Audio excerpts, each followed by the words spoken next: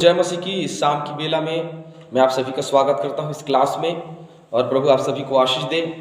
मैंने जैसे कहा कि आप निरंतर इस बाइबल क्लास की वीडियो को और लोगों तक शेयर करें ताकि बहुत देर तक ये पहुंच सके। चलिए हम कुछ जनरल बातों की ओर, अब बाइबल की कुछ जनरल बातों की ओर आज हम ध्यान देने वाले हैं, ध्यान लगाने वाले हैं। जैसे आदम के दिनों में आदम और हवा ने पाप किया और उन दोनों ने पाप किया और उनके पाप के खातिर इस दुनिया में क्या आया? पाप आ गया। और पाप जो है वो नूह के दिनों में हम देखते हैं कि पाप जो है उत्पत्ति 8वें अध्याय में वो पाप जो है वो इतना बढ़ गया कि परमेश्वर ने लोगों को बनाने में क्या किया? पछताया, है ना। और लोगों को बना करके वो ये सोचता है कि मैंने इनको क्यों बना दिया। और आगे चलते हैं, आगे चलते चले जाएंगे तो उसके बाद में वंशज जो है वो अब्राहम तक पहुंचा। तो मैं मेन बातों को बताने वाला हूं। अब्राहम तक पहुंचा तो अब्राहम को बोला कि मैं तुझे वाचा की हुई देश में पहुंचाऊंगा जहां दूध और मधु की धारा बहती है। और कहा आगे चल करके कि मैं तेरे वंशज को समुद्र के बालू के तिनकों के समान क्या करूंगा? मैं बढ़ा दूंगा, इतना बढ़ा दूंगा जिसको कोई गिन नहीं सकता। आगे चलते हैं, आगे चलेंगे तो हमको दिखेगा कि इजराइलियों ने जो परमेश्वर के विरुद्ध काम किया। तो आप भविष्यवक्ताओं की पुस्तक में आ जाइए तो भविष्यवक्ताओं के जब हम पुस्तक में आते हैं तो हमको पता चलता है कि इजरायली जो प्रजा है उसने कैसे परमेश्वर को छोड़ दिया, कैसे परमेश्वर का त्याग कर दिया और कैसे वे परमेश्वर से अलग हो गए। लेकिन बात जो अदन की बारी से शुरू हुई थी, वो जो वाकया अदन की बारी से शुरू हुआ था और उत्पत्ति की किताब में जैसे हमने अपने क्लास में पढ़ा है, निरंतर हम पढ़ते ही चले जा रहे हैं उत्पत्ति की किताब में। और आज सुबह की क्लास में भी हमने उसको देखा था कि आदम ने क्या किया? आदम और हवा ने उत्पत्ति 3 अध्याय उसके 6वें पद में आदम और हवा ने फल खाया और फल खा करके दोनों ने पाप कर लिया। लेकिन ये जो पाप है, ये जो अपराध है वो चलता रहा, बढ़ता रहा। उनके 2 पुत्र हुए, दोनों पुत्र जो हैं, एक हाबिल एक केन। केन बड़ा था, हाबिल छोटा, तो केन ने हाबिल को मार दिया। ये उनकी सजा थी, पहली सजा, पहली मृत्यु। केन आत्मिक रूप से जैसे मरा, लेकिन हाबिल सबसे पहली मृत्यु थी इस जगत में मनुष्य के रूप में, और वो मर गया। उसको उसके भाई ने ही क्या कर दिया? मार दिया। वो हत्यारा हो गया। लेकिन शैतान आरंभ से ही हत्यारा है, वो कभी ये नहीं चाहता। जो शैतान चाहता है मैं आज आप लोगों को बता देना चाहता हूं और हम उसी के अनुसार करने का प्रयास करते हैं। ये एक विशेष क्लास है, मैं सिर्फ जनरल जो बातें हैं वही चीज मैं आपको बताना चाहता हूं। जो वचन में है उनके लिए भी, जो वचन में नहीं है उनके लिए भी ये वीडियो है। आप इसको देखें। जो वचन में नहीं है, जो प्रभु में नहीं है, उनके लिए भी ये वीडियो है कि शैतान कैसे हमारे जीवन में काम करता है। चाहे आप किसी भी धर्म, किसी भी जाति के हों, कोई फर्क नहीं पड़ता, लेकिन सबके जीवन में शैतान काम करता है। आरंभ से ही शैतान जो है वो हत्यारा है और आरंभ से ही चाहता था कि कोई भी व्यक्ति परमेश्वर के पास ना रहे, कोई भी व्यक्ति परमेश्वर के करीब में ना रहे। आदम हवा जो परमेश्वर से रोज बातचीत किया करते थे, परमेश्वर से उन्हें ही अलग कर दिया। किसने? शैतान ने। वे अलग हो गए। अलग होने के बाद में सारी सृष्टि चलती रही, उसके बाद में सारी सृष्टि चलती रही। और जब नूह के समय में आया तो हम नूह के दिनों में देखते हैं केवल एक ही परिवार है जो प्रभु में था, जो परमेश्वर में था, जो यहोवा पे विश्वास करता था। और एक ही व्यक्ति के लिए कहा गया कि नूह उस समय सबसे धर्मी पुरुष था और उसी के कारण उसका पूरा घराना बचाया गया। मेरे और आपके बीच में शैतान कैसे काम करता है देखिए। जिस सृष्टि को परमेश्वर ने किया उसी सृष्टि को जल में डुबाने के लिए वो तैयार कर दिया। हालेलुया। तो तैयार परमेश्वर को मजबूर नहीं किया उसने मनुष्य जाति को मजबूर किया कि हम परमेश्वर से कहें, हम परमेश्वर से चाहें कि हमें वो मार दे। मनुष्य खुद चाहता है, मैं आज आप लोगों को बताना चाहता हूं, मनुष्य खुद चाहता है कि वो आत्मिक रूप से मर जाएं। लोग बोलते हैं कि बहुतेरे लोग हैं जो आत्महत्या कर लेते हैं। बहुत बुरी बात में है आत्महत्या करना, और जो आत्महत्या कर लेते हैं वे क्या हैं? बहुत बुरे लोग होते हैं। वो जिंदगी से लड़ नहीं सकते हैं, जिंदगी से हारे हुए लोग हैं, इसलिए वो मर जाते हैं।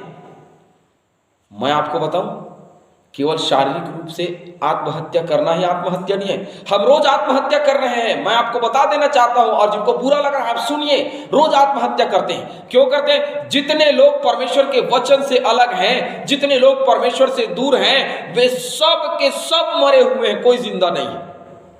हालेलुया। एक भी व्यक्ति जिंदा नहीं, सब के सब मरे हुए हैं। बाइबल बताती है कि परमेश्वर जीवितों का परमेश्वर है। ये मरे हुओं का परमेश्वर नहीं है, मृतकों का परमेश्वर नहीं है। ये जो परमेश्वर है वो जीवितों का। तो जीवितों का मतलब मरा हुआ कौन है? जो शरीर में तो मरा हुआ है लेकिन आत्मा से पहले ही मर चुका है। आदम और हवा जिंदा थे, आदम और हवा जिंदा थे, लेकिन वे आत्मिक रूप से मर गए। उन्हें परमेश्वर ने अदन की बारी से अलग कर दिया। आज मेरे और आपके लिए एक सवाल उत्पन्न होता है कि जब उस समय अदन की बारी में हम मर गए तो फिर जीवन कैसे पाएंगे? यशायाह 53 अध्याय में आप पढ़ लेंगे, मैं बिल्कुल पढ़ूंगा नहीं, आप पढ़िए, स्टडी करिए। यशायाह 53 अध्याय में जो हम मर चुके थे उसके लिए जीवन है, जो हम मरे हुए थे उसके लिए जीवन है। क्या इजरायली प्रजा जीवित हो सकी? बिल्कुल नहीं रही।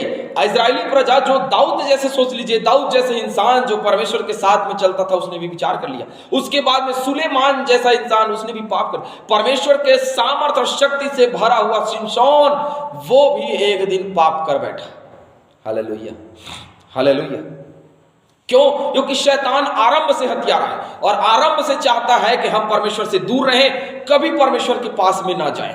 परमेश्वर हमेशा हमेशा मनुष्य जाति से अलग रहे।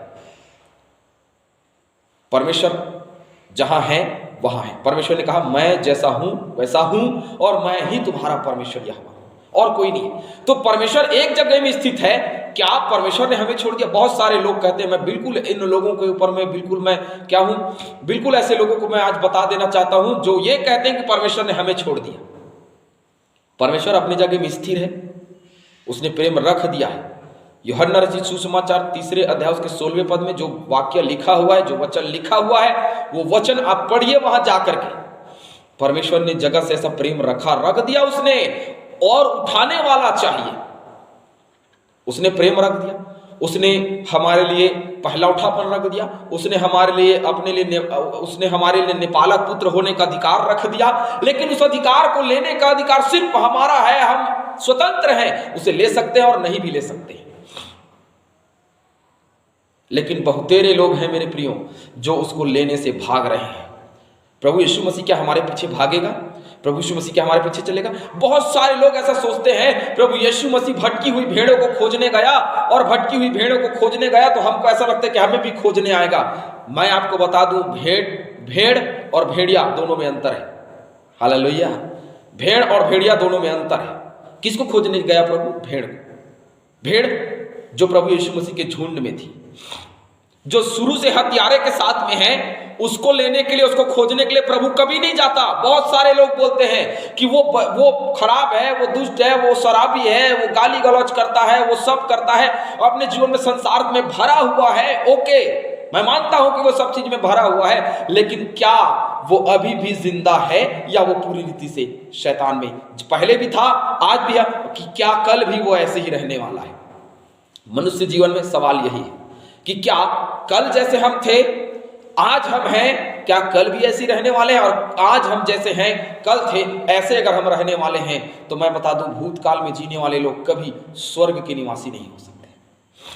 क्योंकि धन्य वचन में जो बात लिखी हुई है पहले पद में, उसी के ऊपर मैं इस बात को कह रहा हूं। परसों शाम को क्लास हुई थी, शनिवार की शाम को, 9 धन्य वचन के विषय में। मत्ती रचित सुसमाचार उसका 5वां अध्याय उसके 3 पद में, धन्य है वे जो मन के दीन है क्योंकि स्वर्ग का राज्य उन्हीं का है। मैं उसी के ऊपर मैं आज बात कर रहा हूं। क्या कितने लोग अपने आप को छोटा समझते हैं? कोई नहीं समझता।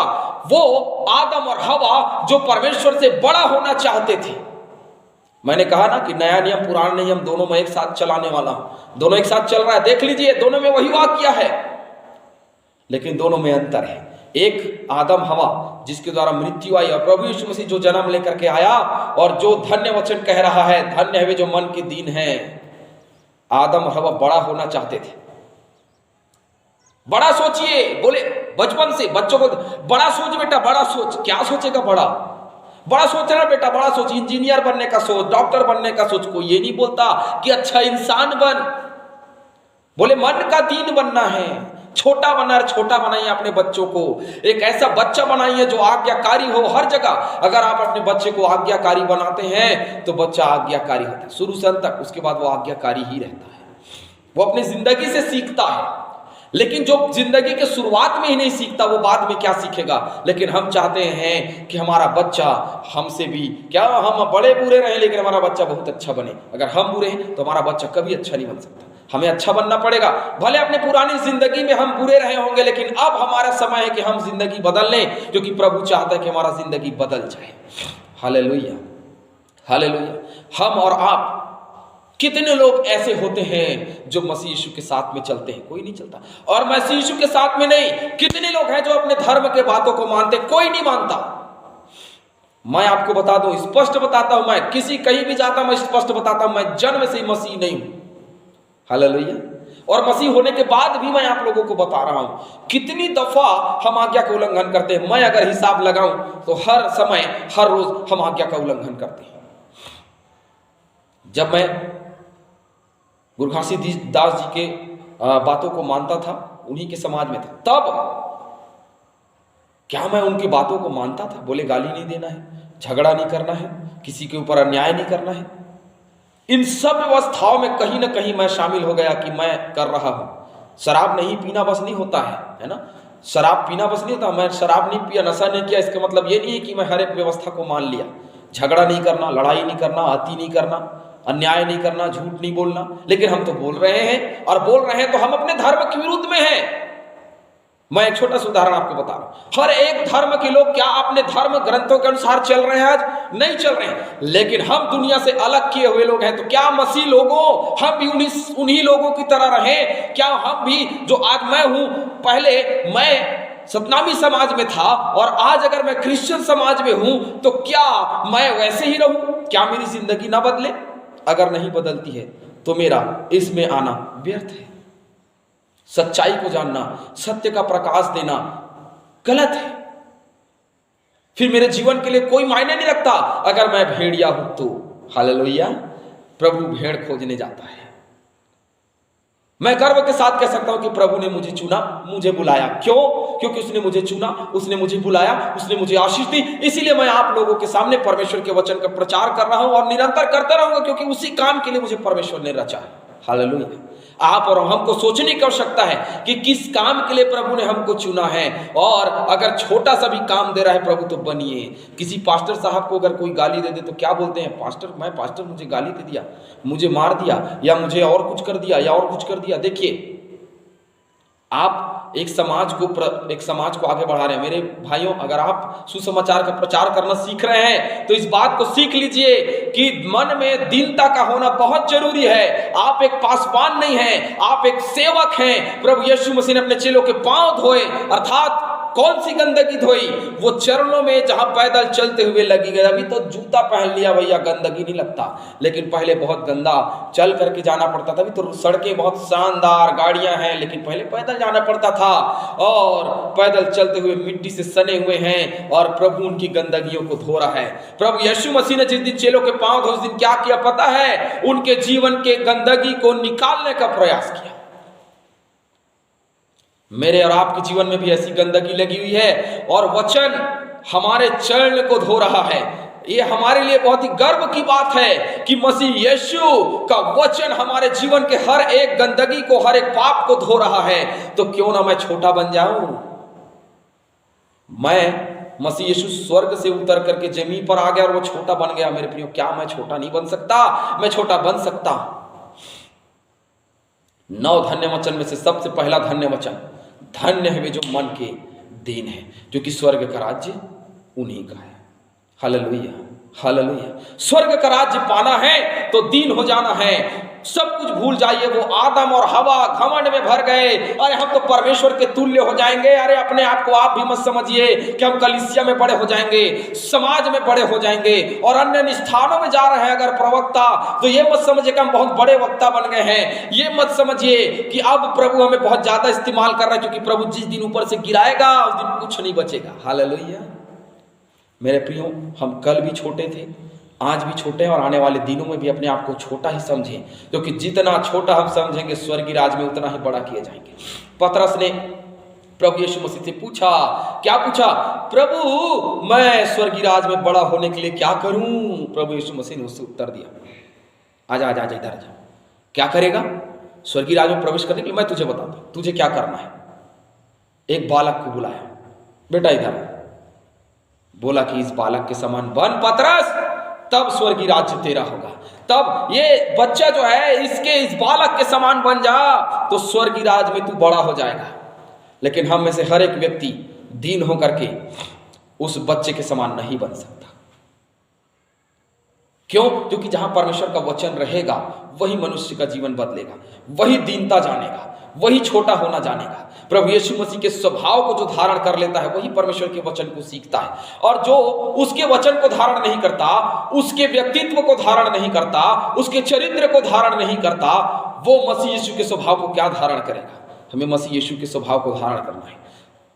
फिलिपियों की पत्री 2:5 में लिखा है कि जैसा मसीह यीशु का स्वभाव था तुम्हारा। मैं 3 पदों को बहुत अच्छे से ध्यान देता हूं। एक तो जैसा मसीह यीशु का स्वभाव था वैसा तुम्हारा भी स्वभाव मेरे लिए आदर्श पद है। दूसरा, मेरे लिए जीना मसीह और मर जाना लाभ है, पौलुस ने कहा, ये दूसरा पद। तीसरा पद कि क्या हम पाप में पाप करते रहे कि अनुग्रह बहुत हो? कदापि नहीं। एक बार हम जिस पाप के लिए मर गए दोबारा हम उसमें जीवन नहीं बिता सकते। रोमियो की पत्री 6 अध्याय का पहला और दूसरा पद। ये 3 पदों को मैं देखता हूं तो मुझे ऐसा लगता है कि मुझे प्रभु ने चुना इसीलिए है कि मैं पाप से लड़ूं। ये नहीं कि मैं पाप में पड़ूं, मुझे पाप से लड़ना है, पाप से घृणा करना है। जैसे मेरा परमेश्वर करता है मुझे भी पाप से घृणा करना है। मुझे पाप से घृणा आना चाहिए, पापियों से नहीं। बहुत लोग हैं पापियों से घृणा करते, सारा चलिए चलिए हटाइए, लेकिन नहीं, पाप से घृणा करना है। पाप मनुष्य के जीवन में अगर होती है तो मनुष्य बहुत ही अपने आप को क्या समझता है? बड़ा हो गया भैया, क्योंकि शैतान आरंभ से हत्यारा है। वो सब का हत्या कर दिया, सब आत्मिक रूप से मर गए, सब सोए हुए हैं, प्रभु में नहीं शैतान में, सब सोए हुए हैं, सब पड़े हुए हैं। लेकिन कोई तो एक ऐसा होगा जो नूह के समान धर्मी होगा, जो आदम के समान होगा, जो दानियल के समान होगा, जो सुलेमान के समान होगा। कोई तो ऐसा होगा जो प्रभु के भवन को बनाएगा, प्रभु के मंदिर को बनाएगा। बोला कि तेरा मन परमेश्वर का मंदिर है, तेरा मन पवित्र आत्मा का मंदिर है, मतलब परमेश्वर का मंदिर है। लेकिन आज हमारे मन में गंदगी, सड़ाहट सब भरा हुआ, क्योंकि हम अपने आप को बड़ा समझते हैं। आज के बाद अपने आप को बड़ा बिल्कुल मत समझिए, हम छोटे हैं। क्योंकि परमेश्वर के वचन में मत्ती रचित सुसमाचार 5वें अध्याय 3 पद को आप याद रख लीजिए, धन्य है वे जो मन के दीन है क्योंकि स्वर्ग का राज्य उन्हीं का है। स्वर्ग राज्य पाना है तो अपने आप को छोटा समझिए, आरंभ से जो चला आ रहा है उसको मिटा दीजिए। प्रभु ने जो आरंभ से चला आ रहा था उसको पूरा कर दिया, अब आगे ऐसा नहीं चलेगा। आगे मसीह यीशु का अनुग्रह, मसीह यीशु का न्याय और उसके सिंहासन के आगमन तक, उसके राज्य के आगमन तक अपने जीवन को बदल लेना बहुत जरूरी है। बदल लीजिए, आज भी समय है, मेरे पास भी आज भी समय है कि मैं प्रभु में बदल जाऊं। अगर नहीं बदलूंगा तो प्रभु कल भी मुझे नष्ट कर सकता था, आज भी मुझे नष्ट कर सकता है और कल भी मुझे नष्ट कर सकता है। हालेलुया। आप सभी को जय मसीह की। मन में दीनता रखिए, छोटा बन जाइए, क्योंकि दीनता का मतलब होता है अपने आप को सबसे छोटा समझना। दीन होने का मतलब सबसे छोटा समझना। आप सभी को जय मसीह की। Good night. प्रभु आपको मीठी नींद दे। आप फिर से हम कल सुबह क्लास में मिलेंगे। सभी को जय मसीह की।